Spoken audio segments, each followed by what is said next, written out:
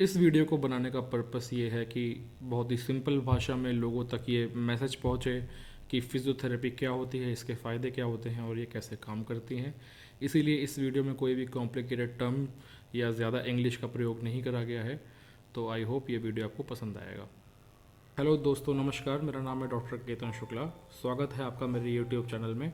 और आज मैं आपको बताऊंगा फ़िज़ियोथेरेपी क्या होती है, किसको इसकी ज़रूरत होती है और फिज़ियोथेरेपी कैसे आपकी मदद करती है। तो फिज़ियोथेरेपी एक ऐसा विज्ञान है, एक ऐसी साइंस है जिसके ज़रिए हम लोगों के दर्द को दूर करते हैं, उनका इलाज करते हैं, उनके कष्ट को दूर करते हैं।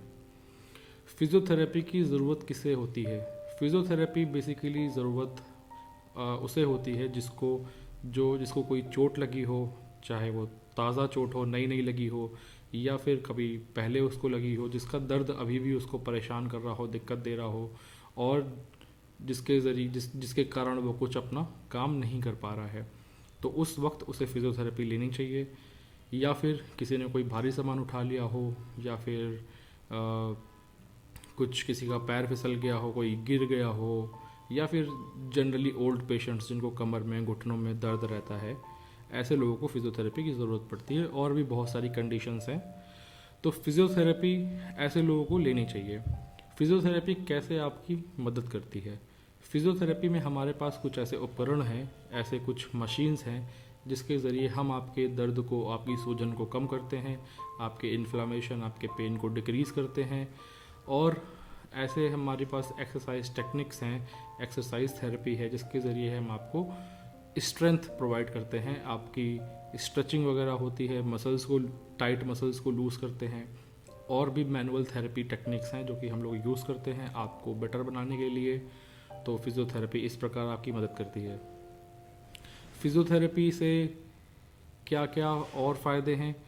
फिज़ियोथेरेपी में बहुत सारी फील्ड्स भी होती हैं, जैसे कि orthopaedic physiotherapy, neurological physiotherapy, sports physiotherapy, cardio physiotherapy. मेरा मास्टर्स न्यूरो से है, so I am neuro physiotherapist. कोई ऑर्थो फिज़ियोथेरेपिस्ट होगा। तो basically they are all specialities in physiotherapy. Orthopaedic physiotherapy में ऑर्थोपेडिक कंडीशंस लोग प्रेफर करते हैं ज़्यादातर देखना। न्यूरोलॉजिकल कंडीशंस में न्यूरो फिज़ियोथेरेपिस्ट की ज़रूरत होती है। कार्डियो फिज़ियोथेरेपिस्ट की ज़रूरत कार्डियो के पेशेंट्स में होती है जो आईसीयू वगैरह में होते हैं। तो बेसिकली ये सारी स्पेशलिटीज़ हैं फिज़ियोथेरेपी की। तो अगर आप किसी भी ऐसी प्रॉब्लम से परेशान हैं जिसके कारण आपको दर्द हो रहा है, कष्ट हो रहा है, आपकी डेली मर्रा की ज़िंदगी में कुछ रुकावटें आ रही हैं, आपकी बॉडी में कुछ अजीब सा है, कुछ टाइटनेस है, तो आप फिज़ियोथेरेपी की हेल्प ले सकते हैं। But the most important thing जो मैं आपसे बोलना चाहूँगा, जो बहुत से लोग मिस कर देते हैं, कि जब जब किसी को चोट लगती है तो आदमी मेडिसिन लेता है। उस मेडिसिन से उसका पेन डिक्रीज़ होता है, उसकी इन्फ्लेमेशन डिक्रीज़ होती है, वो बेटर फील करता है। कई कई केसेस में लोग मेडिसिन प्लस फिज़ियोथेरेपी लेते हैं, वो बेटर होते हैं। बट सबसे इम्पॉर्टेंट पार्ट जो है वो भूल जाते हैं, और वो है एक्सरसाइज। जब भी किसी को चोट लगती है, या कोई किसी की डिस्क में दबाव होता है, या कोई ओल्ड पेशेंट्स हैं उनके घुटनों में दर्द है, तो मेडिसिन और थेरेपी लेने के बाद उन्हें एक्सरसाइज करना बहुत इंपॉर्टेंट है। कम से कम उन्हें 2 से 3 महीने एक्सरसाइज करनी चाहिए अपने घर पे, थेरेपिस्ट की गाइडेंस के अंडर में। ज़रूरी नहीं कि थेरेपिस्ट आपको हर दिन आपको थेरेपी लेने की ज़रूरत है, बट आप एक एक्सरसाइज पैटर्न फॉलो कर सकते हैं, और उस पैटर्न से आप अपने आप को लाइफ टाइम के लिए बेटर कर सकते हैं। फॉर एग्ज़ाम्पल, जैसे कि कोई नॉर्मल सी हमारी बॉडी की कोई भी मसल है, उसको ट्रेन करने के लिए, उसको स्ट्रेंथ देने के लिए हमें एक्सरसाइज ट्रेनिंग करनी होती है। तो जब कोई जिम जाता है, वो डंबल करता है, तो 2-3 महीने बाद आफ्टर सम टाइम उसके बाइसेप्स बनते हैं। इसी तरह से हमारी बॉडी की हर मसल्स रिएक्ट करती हैं जब आप एक्सरसाइज करते हो। तो उसके लिए आपको कंटिन्यूटी बहुत इंपॉर्टेंट है, रोज़ आपको करनी होती है।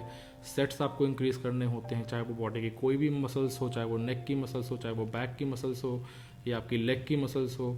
हर मसल के लिए एक्सरसाइज है जो कि आपको खुद रोज़ करनी है, और कोई नहीं कराएगा। एंड उसको करने के बाद ही आप कंप्लीटली क्योर होते हैं। बहुत से लोग जो फिज़ियोथेरेपी पे ट्रस्ट नहीं करते हैं, वो इसीलिए नहीं करते हैं क्योंकि कुछ टाइम तक जब वो फिज़ियोथेरेपी कराते हैं, वो कहते हैं वो ठीक रहते हैं, बट उसके बाद वो फिर से वैसे ही हो जाते हैं। ऐसा इसलिए दोस्तों क्योंकि फिज़ियोथेरेपी के बाद आपको एक्सरसाइज करना बहुत ज़रूरी है, कंटिन्यू करना बहुत ज़रूरी है, तभी आप परमानेंटली ठीक हो पाओगे। अगर आप नहीं करोगे तो आप ऐसे ही कंफ्यूज रहोगे एंड आप डॉक्टर चेंज करोगे, मेडिसिन चेंज करोगे, फिर हो सकता है किसी नए फिजियोथेरेपी सेंटर में किसी नए फिजियोथेरेपिस्ट के पास जाओ, बट ओवरऑल आपको करना यही है। This is the only procedure. तो आई होप आपको ये वीडियो पसंद आया हो, तो कृपया मेरे चैनल को लाइक करें, सब्सक्राइब करें। एंड अगर आप मुझसे मिलना चाहते हैं, मुझसे ऑनलाइन कंसल्टेशन लेना चाहते हैं, तो मेरा नंबर स्क्रीन पे आ रहा होगा नीचे, तो इसके ज़रिए आप मुझे कांटेक्ट कर सकते हैं। I would be happy to help you. नमस्कार दोस्तों।